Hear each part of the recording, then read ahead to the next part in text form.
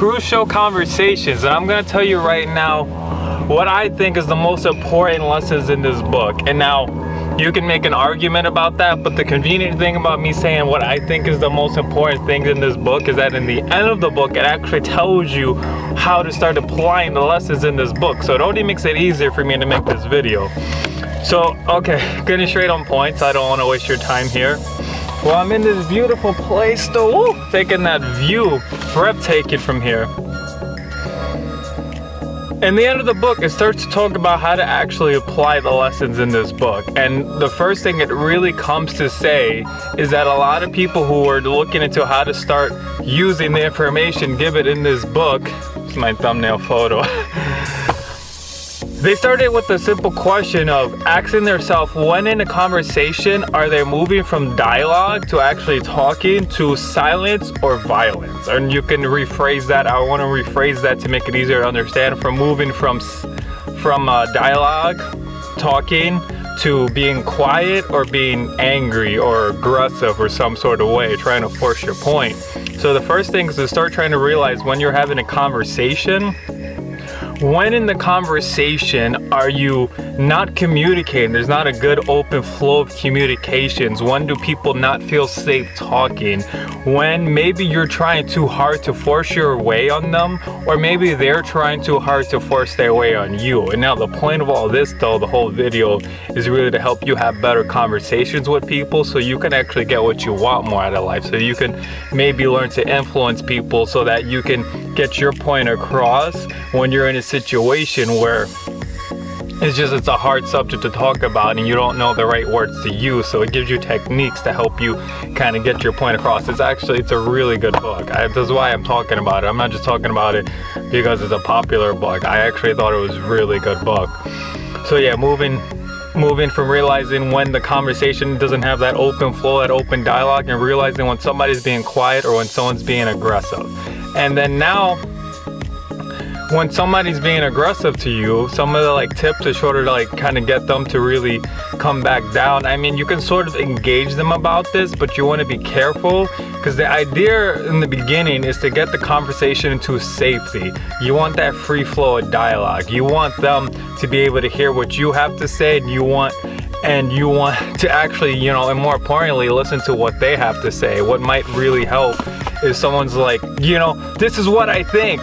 This is what I want, whatever their point is, you get the kind of gist of it. And they're saying this needs to happen. And then you kind of, instead of jumping straight into your point, where you're like, no, I don't agree with that. This is what I think. It's like the book tries to tell you to calm down into more of a state of where you're like, you sort of, try to throw some of their words back at them. Take some of the things try to find something on what they're saying that you agree with. And just kind of instead of just jumping straight into their point, instead of jumping straight into your point, build off of their point.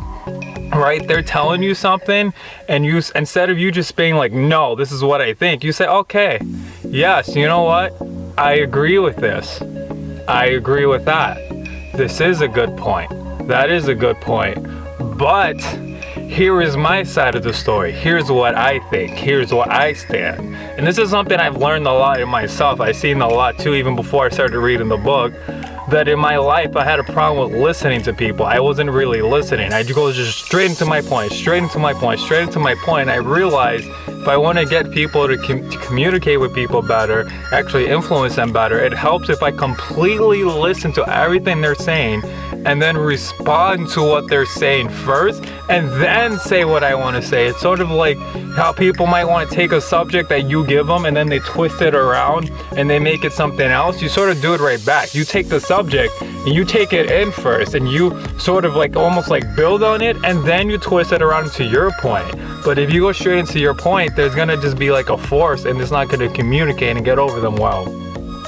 Now, another really, really, really good point in this book, I think the most important thing, because you got to come to yourself first. You got to ask yourself, how can I improve myself? How can I improve my communication? Where do I go wrong? Because this is just going to help you be able to get your point across better. Asking yourself when you go into that silence or violent state, going back on that whole open flow of dialogue, and asking yourself these two important questions that the book gives you. One, what is your goal in the conversation? And 2, how would you behave if that was your goal? Just these 2 questions alone have completely redone how I do conversations. Just these 2 questions, because I realize I'm trying to I'm really trying to force my point. There are times, maybe you are right, or maybe you really think you're right. And then sometimes you listen to what the other person has to say, and then if you're being honest with yourself, you ask yourself, oh, maybe I wasn't right about this. Maybe they actually have a good point. Maybe I should have listened to them. And there are times where you are right, though these 2 questions will help you get that point across better when you are right. When you ask yourself, what is it I really want, and how would I behave to get there? And if you're trying to be angry and you're being aggressive and forceful, nobody's going to want to accept that. But if you come with such a much more calm, happy, friendly aura, like you're just sucking them into your own energy, you'll be a lot more influential.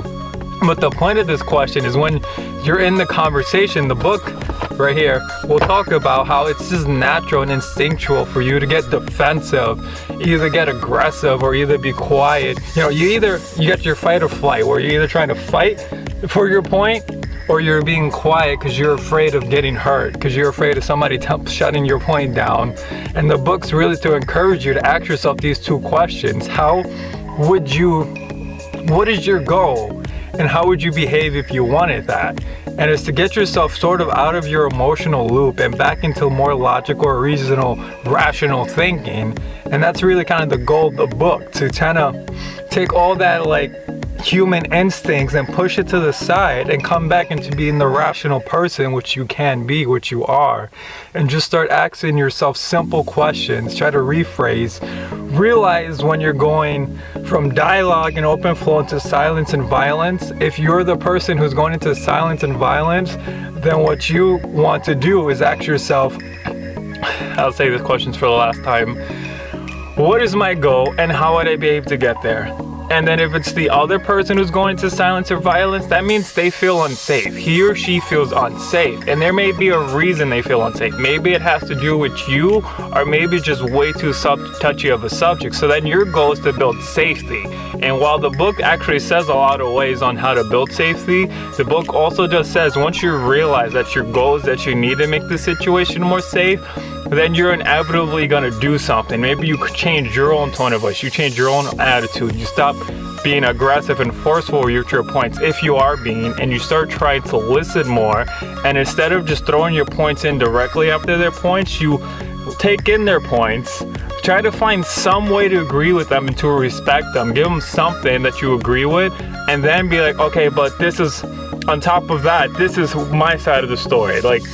It's not like you're trying to create a whole new story. It's more of the idea is you're trying to build on their story and give them the full, broader picture. Or even build on your own story and give yourself the fuller, broader picture, which is another good point, that when you're telling stories in your mind about a scenario, sometimes you're missing the full picture of it, and that's actually why you're moving into silence and violence.